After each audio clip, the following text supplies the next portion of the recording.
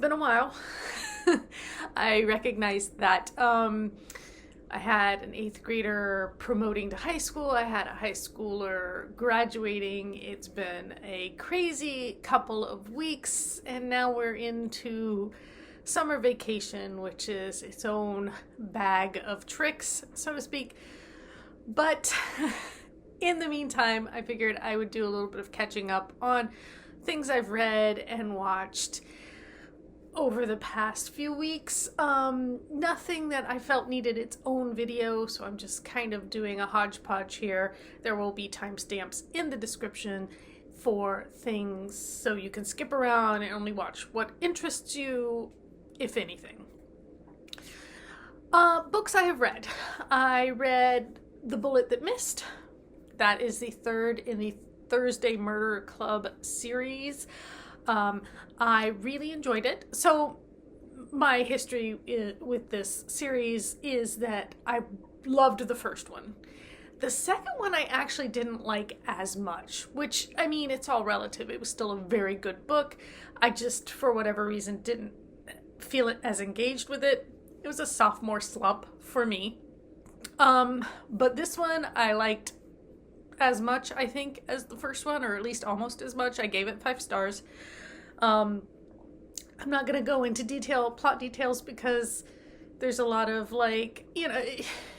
things you would have to already know about the characters and everything. Let's just say there was the introduction of a couple new characters that I really enjoyed and look forward to seeing more of. I have the 4th book on a stack right now from the library, but I have a couple other books that are due before that one, so I'm reading those first. Also, for me, it's better not to read series back to back. I did it with Raven Boys. I think that's the last series I just read book, and actually enjoyed it, but a lot of times I need a little bit of a palate cleanser between each one, or else it starts to taste stale, let's say. Then I read The City of Falling Angels. So I happened upon this one just while browsing the library. I reread Midnight in the Garden of Good and Evil last year and really enjoyed the reread. I have never read this other book by John Berendt. I hope I'm saying his name correctly. It's the only other book he's written, as far as I know, and I think he was trying to replicate the success of Midnight in the Garden of Good and Evil with this book. He goes to Venice. He chooses to live there for, it's hard to tell. It seems like he's there for years, but I don't know if he's just back and forth or if he's actually still just living in Venice this whole time. But in 1996, La Fenice, the opera house in Venice, burned. And there were questions of whether or not it was an accident, if it was arson. There were some criminal trials, negligence, arson trials, things like that going on. Certainly not as, interesting as the murder stuff in Savannah. But in the meantime, Berendt, he had moved to Venice because he had lived in Italy as a study abroad student years before and decided to return. And it just happened, I guess, to coincide with this fire. He moved a month or so after, maybe. And so he's interviewing people about the fire, and he's interviewing just local interesting people, I guess, to give a flavor of the city, in the same way he did Savannah, right? But I don't know, it didn't hang together quite as much for me.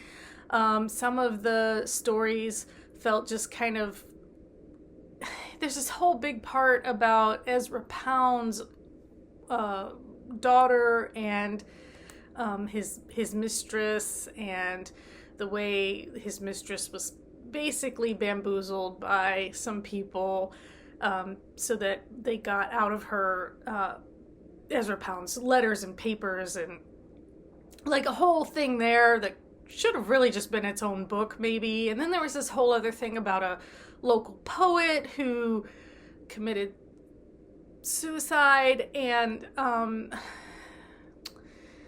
And then the question of whether or not it really was a suicide. Like, again, that might have been a really tantalizing story, but it was just kind of shoved in there. And then the Fenice stuff is kind of like the stuffing, the padding between all this.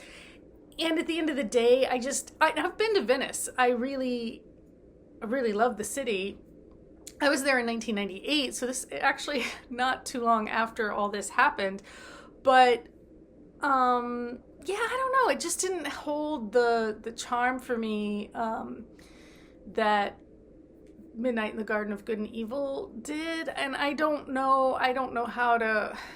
Maybe it's because I love Midnight in the Garden of Good and Evil, the film version, even though it's completely a different animal. I was reading this and I was thinking, yeah, you couldn't even really film this because you can't even really hang a whole story on this book the way you could manage to do with Midnight. So I don't know. I mean, I gave it 3 stars. It was fine for what it was.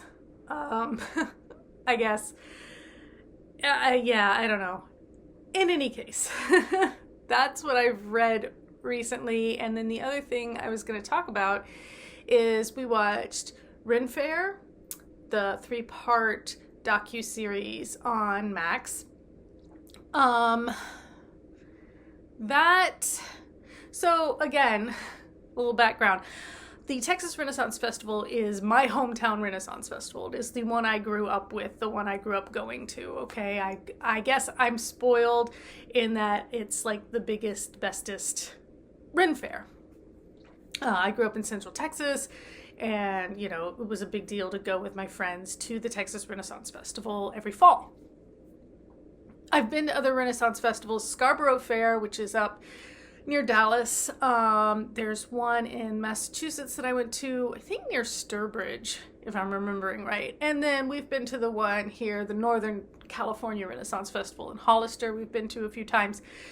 And they're great in their own ways, but the Texas Renaissance Festival really is just a whole other, the scale is massive, right? It's got standing structures, and it's just a whole other thing, okay? I have great memories there. If I can remember, I'll try and insert some photos from different times I've been. But in any case, this docuseries talks about the fact that the man who created the Texas Renaissance Festival, George, his last name starts with a C. I'm not going to try and pronounce it because it's kind of weird, but he's like 85. He must be 86 now. He wants but doesn't want to retire. Like he doesn't really want to have to keep up with the Renaissance Festival, all the day-to-day stuff. He's got a general manager, he's got employees, right, to do that. He's more interested in finding a companion by hitting up like these sugar daddy type sites, because he's wealthy. He's made money off of this Ren Faire. And the docuseries is ostensibly people jockeying to be the next in line. There is a very Henry VIII kind of feeling, loyal subjects versus people trying to manipulate the king, so to speak. They even call him King George. And it's a story that kind of doesn't go anywhere. And also I didn't love the way it was put together or edited, or I don't know. It was very, to me, choppy. It didn't do a really good job of setting up the players, as it were, and it didn't do a good job of giving you a good sense of the actual Ren Faire either. I feel like I would have made some different choices in trying to show what the Ren Faire was, introduce the players, and then the situation of one guy wanting to buy the fair from George and start running it, another one hoping to preserve it the way George has created it. There's real concern at this point the land that that the Texas Renaissance Festival is on is very, very valuable. Okay, it's so many, I think hundreds of acres at this, and there's concern that once George does die, if he doesn't do something to preserve the festival, his legacy, as it were, that land will eventually just be sold off to developers, and the Texas Renaissance Festival will, in fact, be no more. I think this is the 50th year is this year, so it's been around longer than I've been alive. And yeah, so that breaks my heart, and I wish again that they would have maybe talked a little bit more about that, or I don't know. I just felt like some of the focus was a little bit all over the place. They had some really bizarre kind of hallucination sequences that didn't quite land. It was fine. I can't honestly recommend it because I don't know if people who don't know the festival, and then again, maybe the only people who would watch this would be people who are familiar with Renaissance festivals already, right? That's the audience. So maybe they just didn't feel like they needed to explain a whole lot because, people who are watching know. But, I've seen Louis at the festivals because I remember he used to be right at the gate when you'd walk in sometimes. I probably have seen Jeffrey too, actually. Come to think of it, I'm trying to think. I'm like, I should go back through my photos and see if I have any pictures with them. But I know I have pictures of me with the Musketeers and various other people. But it's kind of, for me, it's nostalgic, but at the same time, I didn't quite get what I wanted out of that docuseries. As somebody who loves the Texas Renaissance Festival, I found the machinations interesting. I almost feel like it should be like a fictional story, though. I mean, it's almost like, wow, real life is imitating fiction, but then again, it's kind of imitating, again, like kind of the Henry VIII court of Henry changing his mind, being like very capricious. And I do think King George doesn't really want to quit being king, because what else does he have? I mean, he likes having that power and control, and you can't like the way he treats people when you watch this. I'm sorry. There's nothing about him that I can really... I've worked for people like that, let's just say. So I don't... I feel bad for everybody who's laboring under King George's rule. But yeah, it was interesting. It was fine. I think I would have made different choices. I would have put the information together differently, introduced things differently, edited it differently. I just completely different animal if I'd had any say in it, which I obviously didn't. So that's what I have been reading and watching. Gonna start season 3 of Hacks pretty soon. Still want to watch Ripley as well. Need to get on that new season of Interview with the Vampire, but I don't have AMC, and I don't know if I want to subscribe to another streaming service right now. I am reading Emily Wilde's Map of the Other Worlds. Is that the name of it? That is my current read. I am enjoying it more than the first book so far. I'm about 30% of the way in. It's not like it's a high bar there. Again, everything is relative. I still don't love Emily, but the story itself to me is more interesting this go around. So there's that. And that's it. That is where I'm at.